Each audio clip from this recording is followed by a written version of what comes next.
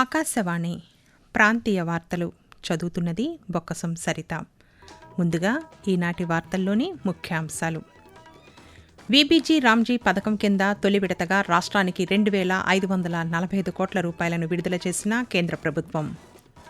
రాజధాని అమరావతి నిర్మాణ పనులను నిర్దేశిత గడువులోగా పూర్తి చేసేలా చర్యలు చేపడుతున్నామని పేర్కొన్న మంత్రి పి. నారాయణ. పట్టిసీమ నుండి కృష్ణా డెల్టాకు గోదావరి జలాలను విడుదల చేసిన మంత్రి నిమ్మల రామానాయుడు. సముద్రంలో గల్లంతైన మత్స్యకారుల కుటుంబాలకు 10 లక్షల రూపాయల చెక్కులను పంపిణీ చేసిన మంత్రి కొల్లు రవీంద్ర. ఇక వార్తల్లోని వివరాలు. Viksit Bharat guarantee for Rozgar and Aajeevika mission Gramin VBG Ramji పథకం కింద తొలి విడతగా రాష్ట్రానికి 2,545 కోట్ల రూపాయలను విడుదల చేసినట్లు కేంద్ర గ్రామీణాభివృద్ధి శాఖ సహాయ మంత్రి పెమ్మసాని చంద్రశేఖర్ తెలిపారు.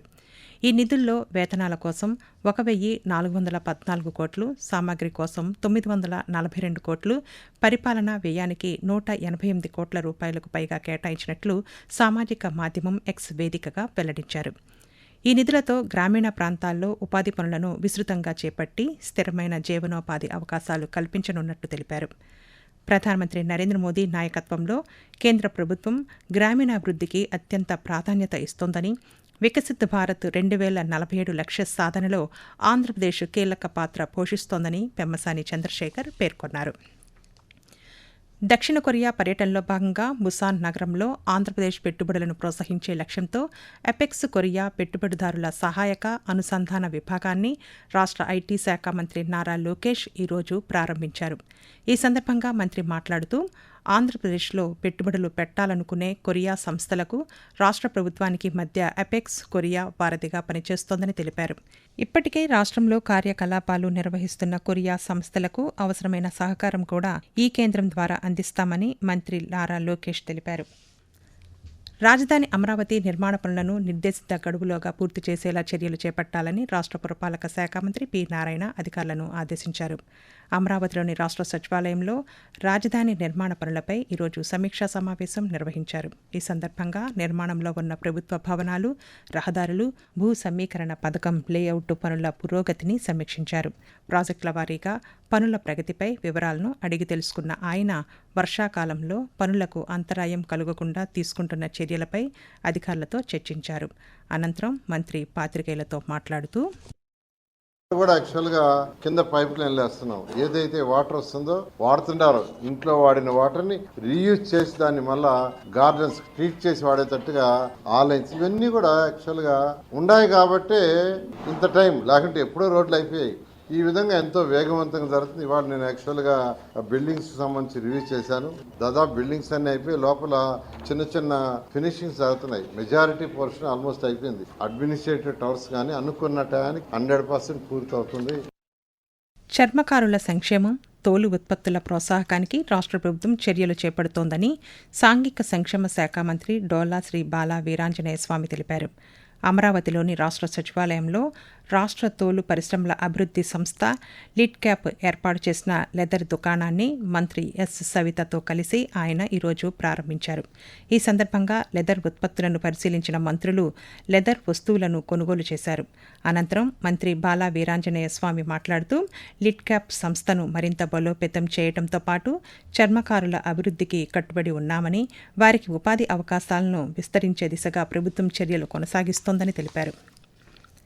ఏలూరు జిల్లా పట్టిసీమ, తాడిపూడి ఎత్తిపోతల పథకాల నుండి కృష్ణా డెల్టాకు గోదావరి జలాలను జలవనరుల శాఖ మంత్రి నిమ్మల రామానాయుడు ఈరోజు విడుదల చేశారు. పట్టిసీమలో జరిగిన ఈ కార్యక్రమంలో స్థానిక శాసనసభ్యులతో కలిసి మంత్రి గోదావరికి జలహారతి ఇచ్చారు.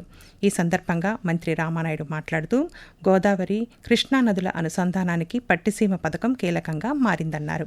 కృష్ణా డెల్టా రైతాంగ అవసరాలను దృష్టిలో ఉంచుకొని ఈ ఏడాది కూడా పట్టిసీమ నుండి నీటి విడుదల ప్రారంభించినట్లు చెప్పారు.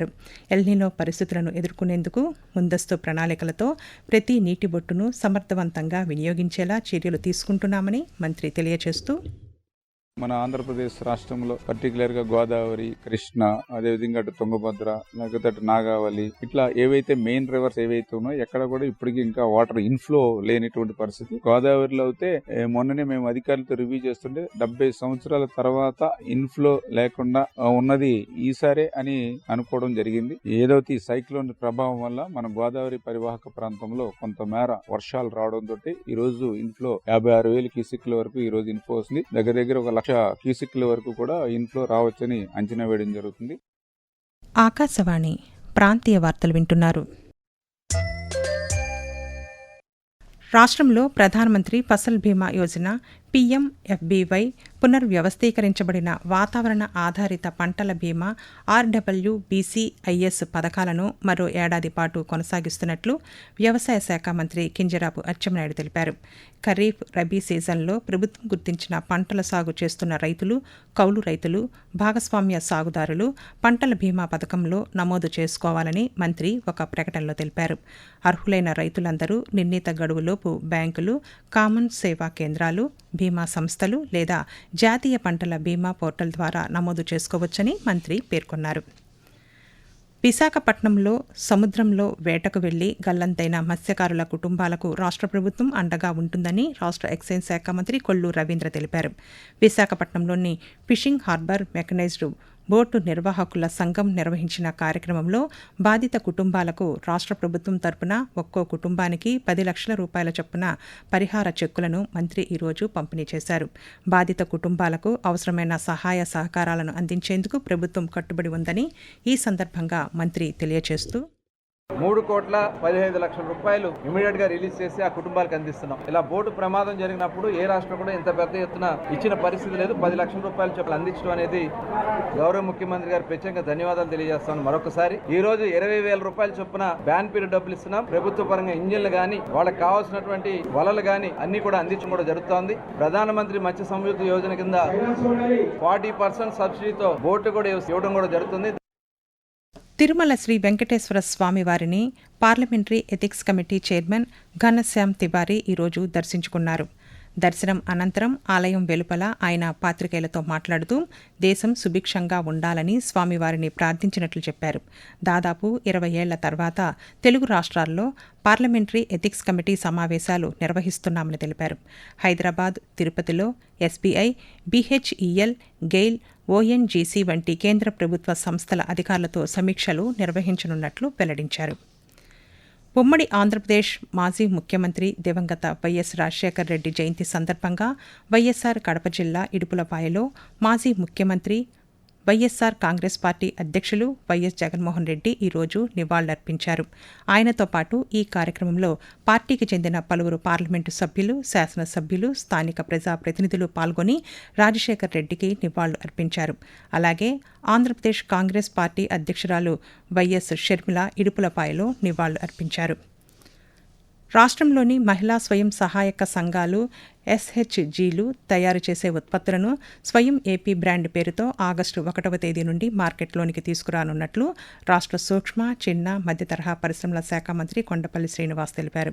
విజయవాడలోని సెర్ప్ కార్యాలయంలో నిర్వహించిన సమీక్షా సమావేశంలో మంత్రి మాట్లాడుతూ రాష్ట్రంలోని 26 జిల్లాల నుండి ఎంపిక చేసిన 65 ప్రత్యేక ఉత్పత్తులకు సెర్ప్ గుర్తించినట్లు చెప్పారు. ప్రాంతీయ వార్తలు ముగించే ముందు ముఖ్యాంశాలు మరోసారి. వీబీజీ రామ్జీ పథకం కింద తొలి విడతగా రాష్ట్రానికి 2,545 కోట్ల రూపాయలను విడుదల చేసిన కేంద్ర ప్రభుత్వం. రాజధాని అమరావతి నిర్మాణ పనులను నిర్దేశిత గడువులోగా పూర్తి చేసేలా చర్యలు చేపడుతున్నామని పేర్కొన్న మంత్రి పి. నారాయణ. పట్టిసీమ నుండి కృష్ణా డెల్టాకు గోదావరి జలాలను విడుదల చేసిన మంత్రి నిమ్మల రామానాయుడు.